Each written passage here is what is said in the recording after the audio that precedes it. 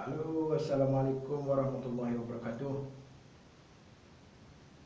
Kata pagi itu ya kau gaul. Okay, alhamdulillahirobbilalamin wassalatu wassalamu ala asrofil anbiya'i wal mursalin wa ala alihi wasahbihi ajmain. Rabbi shrah li sadri wa yassir li amri wahlul 'uqdatam min lisani yafqahu qawli. Subhanaka la ilma lana illa ma 'allamtana innaka antal alimul hakim.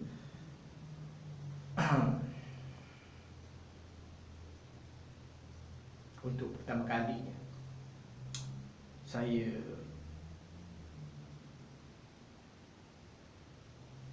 sebagai seorang insan biasa menyatakan bahawa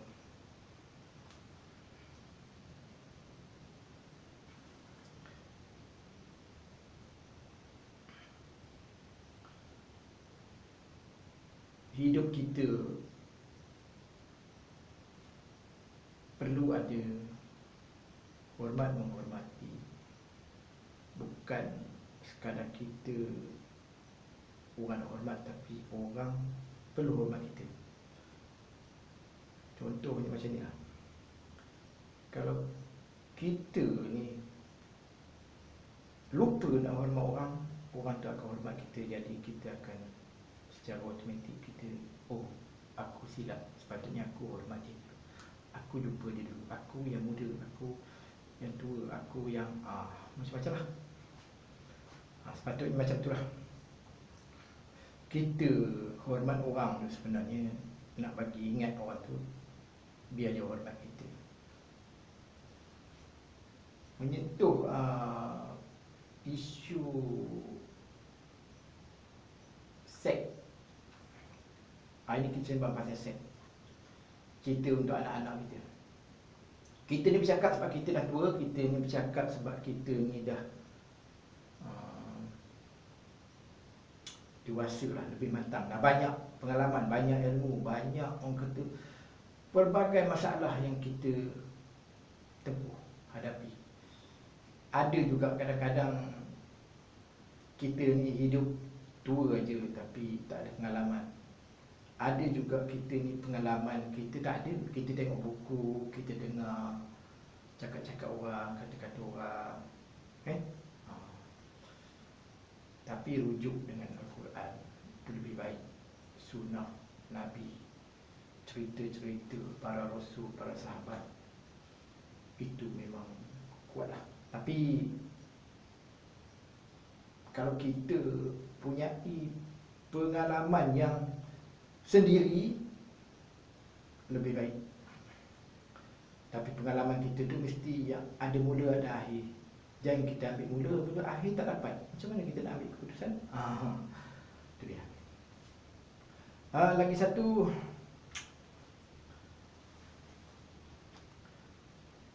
kadang-kadang kita dengar sangat pakar-pakar motivasi.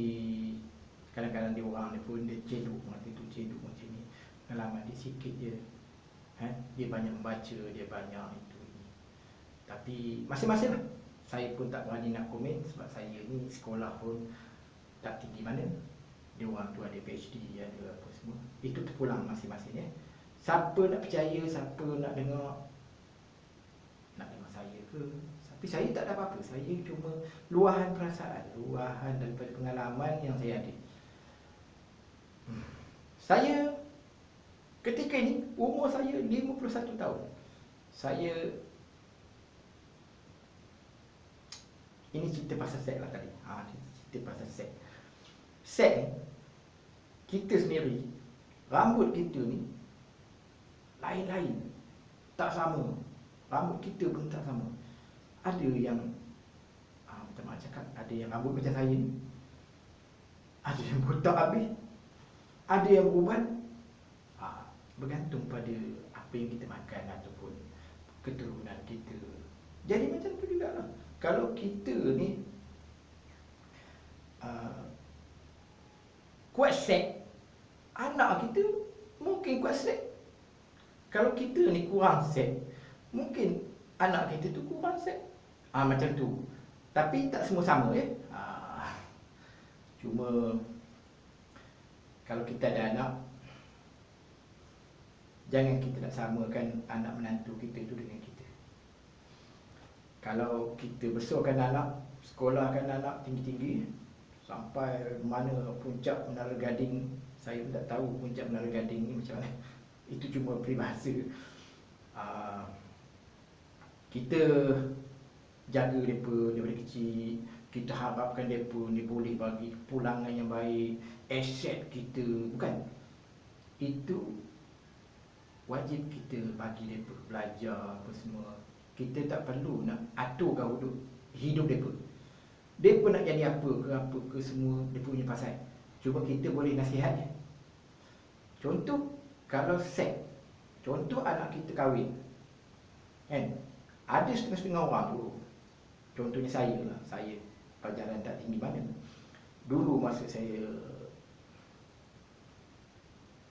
bekerja dulu, saya ni saya dulu tentera, kemudian saya berhenti tentera, saya masuk awam.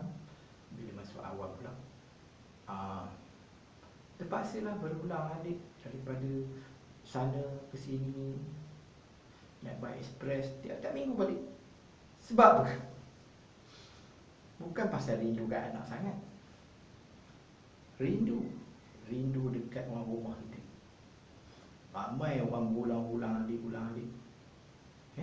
Tapi ada juga orang yang berulang-alik ni, dia ialah seks. Dia tak berapa sangat, cuma dia ada tanggungjawab lain. Nak jaga mak, nak jaga itu. Ada juga suami isteri ni mempunyai kerjaya masing-masing, tetapi mereka ni nak hidup bahagia kononnya di masa akan datang. Terpaksalah ini berkorban, terpaksa duduk berjauhan. Itu semua untuk menambah sumber pendapatan. Betul lah tu, sama tu. Yang macam tu saya yakin itu memang boleh tahan nafsu, sebab mereka sanggup berkorban demi kerjaya, demi anak-anak, demi keluarga. Tetapi jangan kita nak samakan semua orang ni sama. Ada juga kita ni bercakap, kita ni umur dah tua ni. Saya bercakap masa ni saya dah tua. Saya dulu tak ada pengalaman juga. Jadi macam ni, kita ni bercakap ketika kita seks pun dah kurang. Dah kurang dah seks. Umur dah 51, kan? Tapi itu cerita saya. Belum tahu lagi seks kuat tak kuat. Buat lawak sikit. Macam ni lah. Kita bercakap tu ketika umur kita 50. Anak kita ni, dia orang ni tak tahu apa, ikut je lah cakap kita. Kita ni nak tengok anak tu berjaya kononnya. Tapi kebahagiaan dia kita kena fikir juga. Itu penting. Kadang-kadang suami itu kerjanya tak seberapa. Anak pula hebat. Dapat pula peluang. Anak ni terpaksa pergi jauh. Pergi tempat yang jauh. Maknanya nak kata seminggu sekali pun tak boleh berulang. Sebulan sekali pun tak boleh berulang. Terpaksa menunggu dalam tempoh yang lama, tempoh yang panjang. Mampu ke? Mampu ke saya tanya? Kalau saya lah, saya tak tahu dah bila dia boleh balik. Saya tak mampu. Ketika tu masa saya muda lah. Kan? Kalau sekarang ni, kau nak pergilah. Contoh, kan? Tapi sekarang pun serupa tu juga. Saya pun, kan? Tak boleh sting berenggang. Itu namanya kasih sayang. Sehari tak jumpa, Allahu Akbar, rindu tuan-tuan. Tok Anjang ni tengok umur macam ni, tapi rindu. Tuan-tuan tahu tak rindu tu? Seks lah.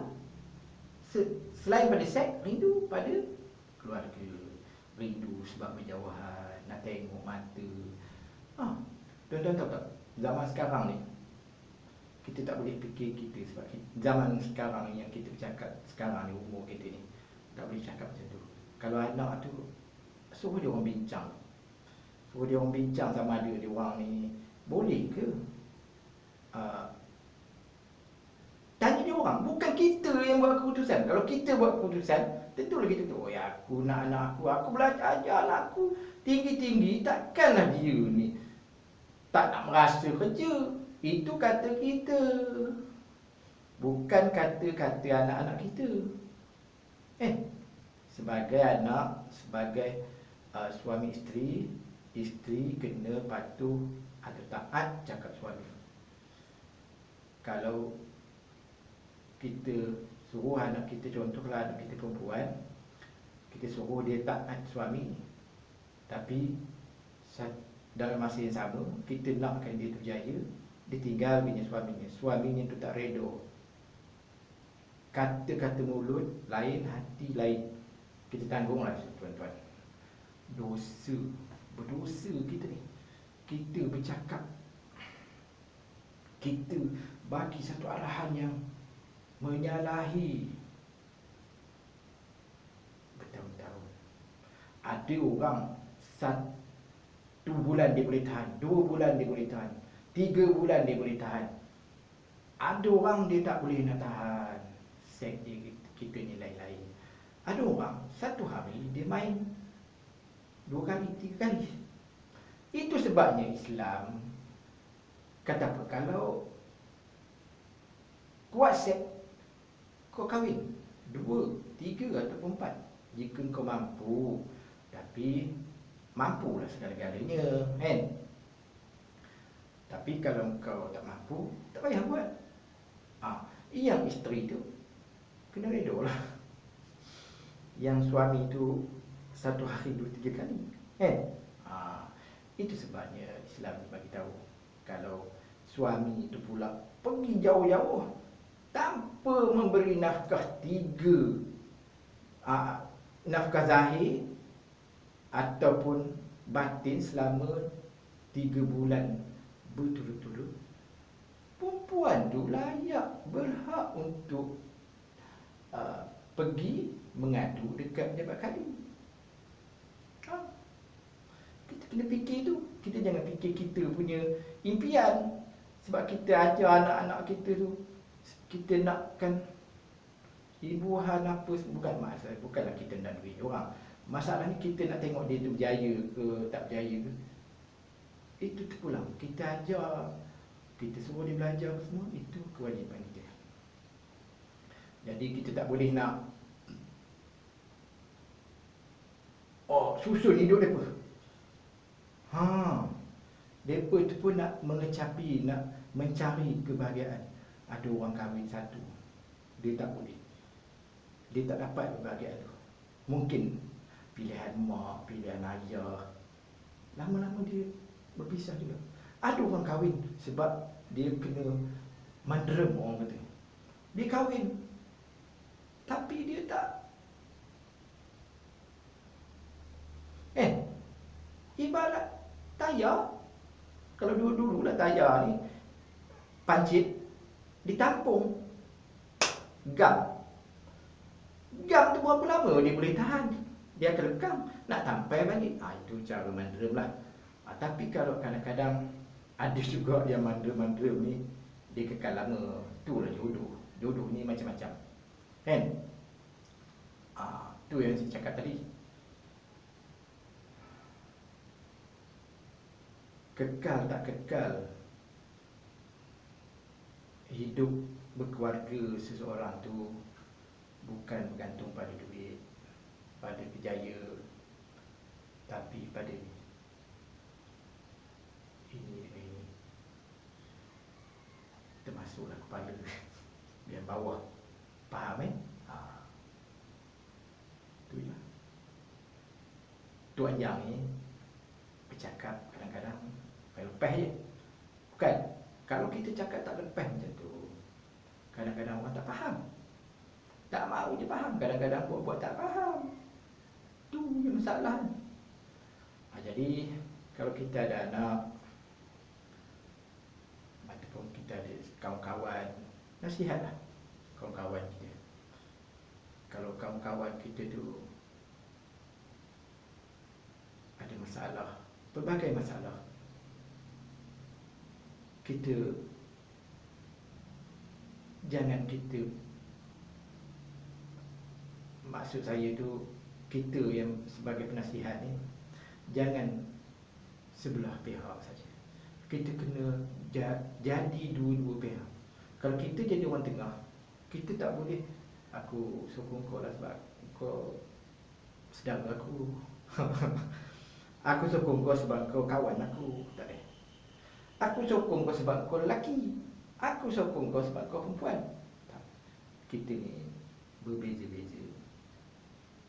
Jantina kita tu berbeza-beza. Jadi nasihat saya, kalau kita ada masalah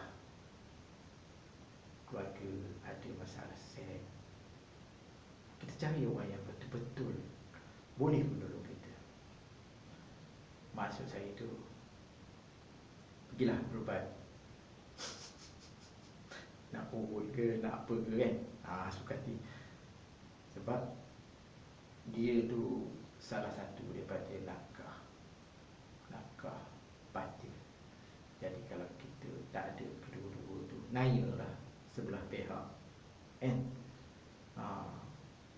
Perempuan ke lelaki sama je, ada monoposnya. Kalau lelaki lah ada sampai 90 pun kuat lagi. Kalau perempuan pun ada sampai 60-70, boleh beranak. Itu tak mustahil tengok. Berlaku zaman Nabi pun berlaku. Nabi Ibrahim, bapa Nabi, umur diorang panjang. Umur kita pendek-pendek, sesuai lah tu. Kita umur takkan 60-70 habis kan. InsyaAllah itu pun kalau kita ni rajin jaga badan. Kalau tengok kod Datuk ni jaga badan sangat kan. Okey, kita jumpa dalam video lain, dalam tajuk yang lain, InsyaAllah. Jangan lupa like, komen, share Atuk punya YouTube. Assalamualaikum warahmatullahi wabarakatuh.